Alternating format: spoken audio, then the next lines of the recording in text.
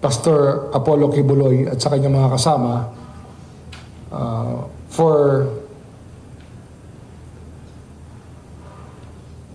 child abuse under 7610. Of course, merong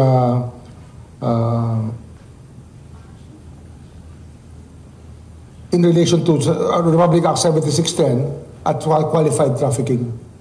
Ito po ay bunga ng ating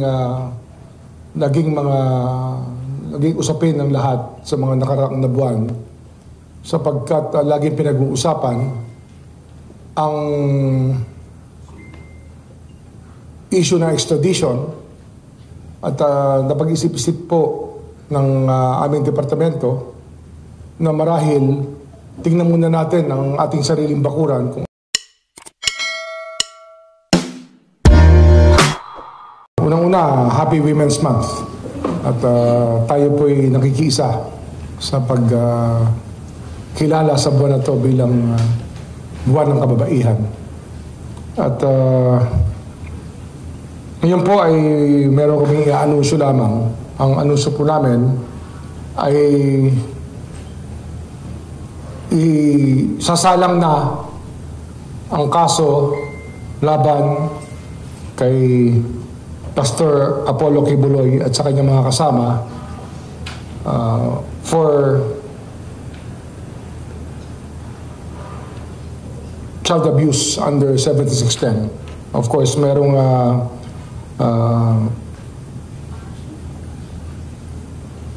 in relation to Republic Act 7610 at qualified trafficking. Ito po ay bunga ng ating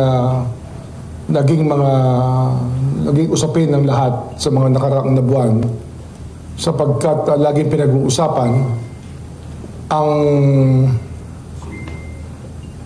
issue ng extradition at napag-isip-isip po ng aming departamento na marahil tingnan muna natin ang ating sariling bakuran kung ating pong titingnan ang extradition.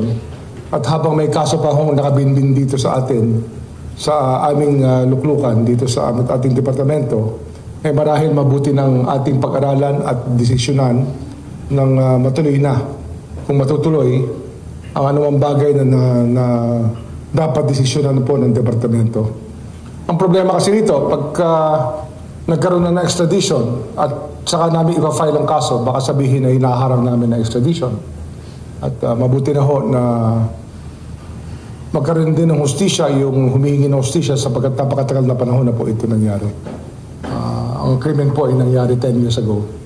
At ang itong kasong to ay dumating sa departamentong ito. Kailan ba ito? 2011 crime.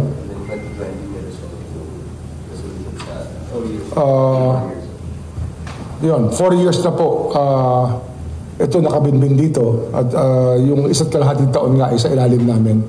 Kaya pinag-aralan namin ng gusto at ang lumalabas talaga rito ay meron talagang kailangang panagutan si Pastor Apollo Kibuloy at ang kanyang mga kasama sa isang complainant po, sa isa pong nagre-reklamong nung panahon na yun ay minor de edad, 17 anyos nung nangyayari po ang krimen. Kaya yun po yung aming ibinabalita sa inyo.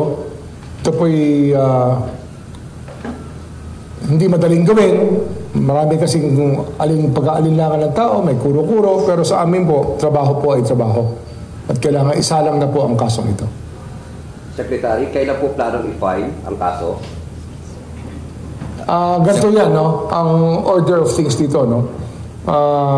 Kasi yung decision po ay nagawa na, naka-barcode na po ito.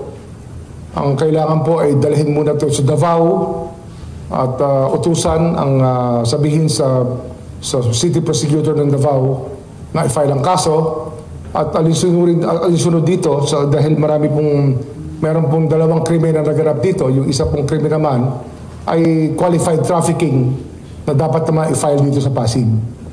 Kaya hindi ho simpleng kaso ito. Ngunit dahil nga sa mga salita na magkakagulo, magkakaroon ng ibang pag-alsa pag meron pong nangyayari sa mga sinasabi ng ibang mga tao, ay minabuti ko rin pong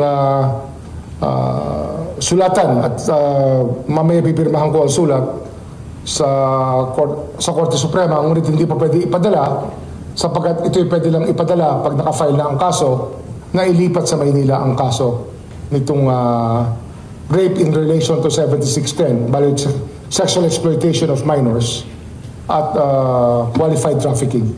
Dapat sa Maynila na i-hear. So sequential po yan, kailangan po ay ma-follow yung order. Sir, clarification. Ito po ay desisyon dun sa petition for review, tama po ba? Yes, sa petition for review. Tumbak po yan. So, Sir, meron po bang, dun sa petition for review, yung kampo po ba ni Pastor Quiboloy ay nag-reach out, nagpadala ng kahit na anong dokumento? O Hindi, ano to, kompleto na yung proseso dito, submitted talaga to for decision na. Minata lang namin ito mula sa nakaraan na DOJ, sa nakaraang pamunuan ng DOJ, at lahat po ito ay submitted for decision na. Pinag-aralan po namin ng gusto. Ang inalam ko lang, tinanong ko lang po kung may nakakakilala sa abogado para malaman kung talagang nais pa talaga nilang ituloy ang kaso sapagkat hindi po madaling kaso ito. Baka mamaya naka-move on na yung tao, hindi niya talaga pursue. Nung nalaman ko po na itutuloy nila yung kaso, ay tinuloy na natin. Sir, nasan po yung complainant? Andito, nasa kanyang kinilalagyan na taguan sapagkat ang nalaman ko rin na ilang araw nakaraan na siya po'y inaalagaan talaga, ang pinangangalagaan ng kanyang mga abogado. At sapagkat itong pangyayaring ito ay napakahirap ispilingin. Hindi ho ito simpleng kaso at marami hong pananakot na maaaring maganap. At yung mga salitang pinararating sa atin ng abogado nila na magkakagulo daw pagka nagkaroon ng kahit anong pagbatikos o kaya paghuli. Ngunit kinakailangan talagang gawin ang dapat gawin. Mabigat po ito sa kalooban natin na papatol tayo sa gantong kontrobersiya sa init ng lahat. Ngunit kailangan po natin gawin ang dapat gawin.